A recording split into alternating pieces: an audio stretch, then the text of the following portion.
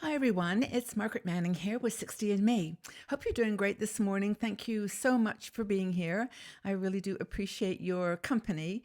I've got a really interesting topic to chat with you about today, based on an article that was written by Jennifer Stevens, who is the executive editor of International Living. Now, International Living is one of our sponsors, and she wrote this article to share with us what International Living does and also to introduce you to amazing, affordable destinations, 5 places that you can go where you can try out living abroad in retirement. Now, maybe this is something that you have thought about. You want to have low cost, great weather, affordable, excellent health care, but you're not quite sure where to go, and maybe you're just not even sure that that's something for you. But you don't have to make this an all or nothing decision. And as Jennifer talks about in her article, which I encourage you to read, there are places around the world where you can go for 1 month, 3 months, just test it out. You don't have to make a final decision, but you will find when you dig a little deeper that there are many places in this world that you can go and have a very different kind of lifestyle. As I mentioned, affordable, excellent health care, with an easy proximity to the United States or Canada, if that's where you live, or Europe. And you can test the water.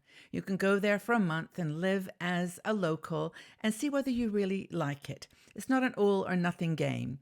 Now, a lot of flights now are so reasonably priced that you can travel around the world, and that is an important consideration when you're thinking of where to retire in abroad. You might want to be sure that you can get back to visit your grandchildren, back to visit your family, and so that isn't so much of an issue anymore. And then the other thing to think about is the cost of living abroad. And International Living talks about 5 places where you can get a rental for $500 a month, and your entire living expense for that month would be around $1,500. So if this is something that you're thinking about and you've always thought maybe it wasn't affordable or just not within your reach, check it out. Now, they invite you to download or to send your details to get a download of a free report that they've done on these 5 locations. And so you just give your email address, and then they will send you a link to this report. And it's really enlightening. I read this report, and not only does it do the 5 cities around the world that are good places to consider, but it also lists some others as well. So it's a very comprehensive report. And one of the things I love about International Living, they try to be very open-minded and inclusive and give a lot of information. So it's really cool.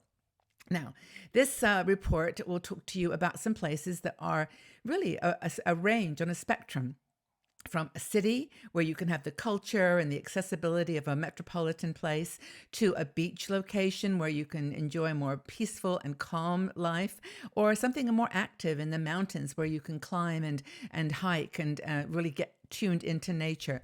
All these opportunities are listed in these 5 different choices. And this copy, by the way, of the report is free. You sign up for it, and they send it to you free of charge. So just so that you know that you're not committing to anything. It's just a way of learning. It's a learning for your future. Now, here's the thing that they try to do with these 5 locations. They try to look at the most important things that you think about. Now, I moved abroad from London, from England, 5 years ago, and I moved to Switzerland.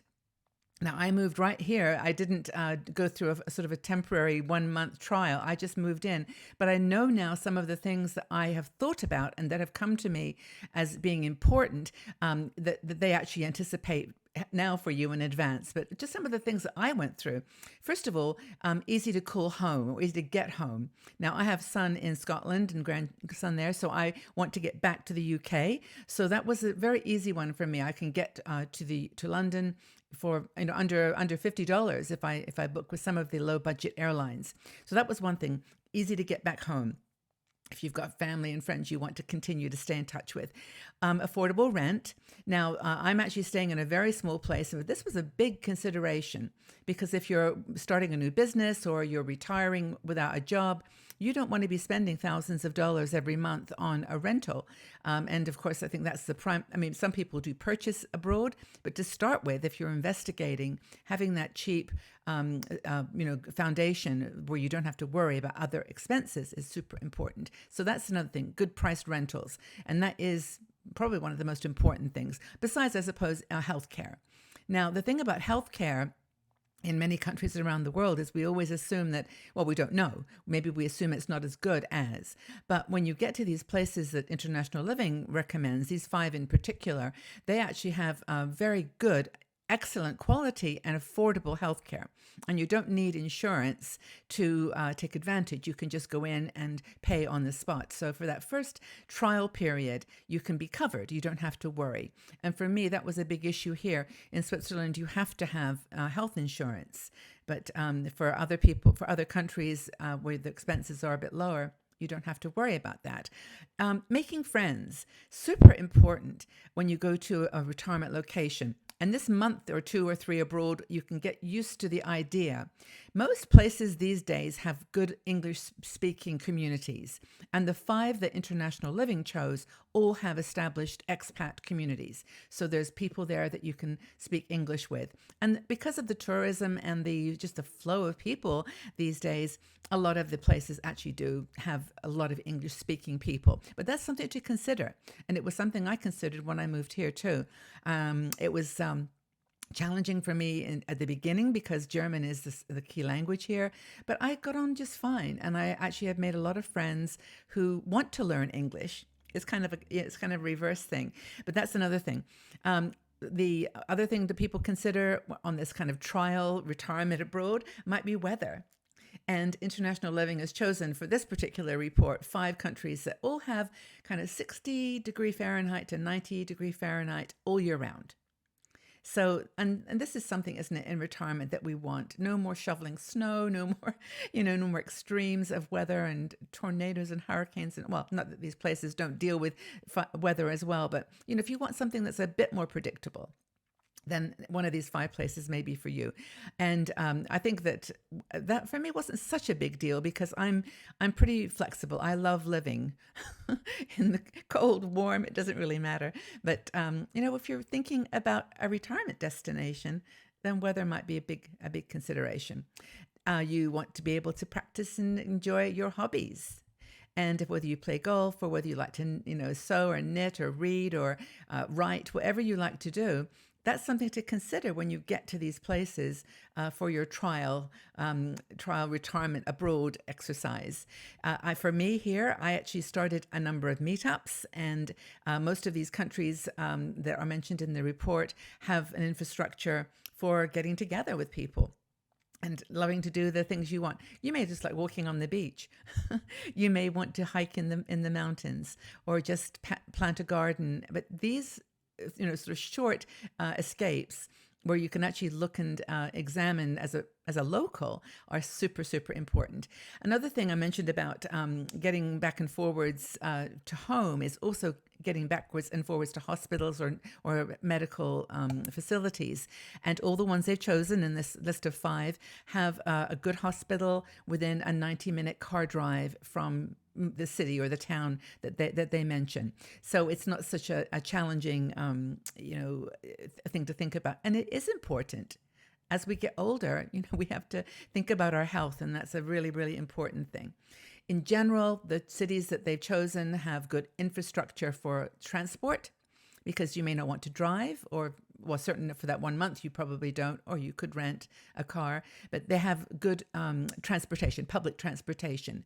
I find in other countries outside the United States and Canada, is actually sometimes the transport can be even more efficient because they don't have the airports, they have to use trains and buses and more local transport, which I personally find really wonderful. For me, this has been one of the jewels in living here in Switzerland is the beautiful transportation that they have. Go anywhere. Finally, visa requirements. Most of these countries have a 90-day requirement, 90-day allowance, so you can go anywhere on this list for 90 days, and then you have to renew your visa.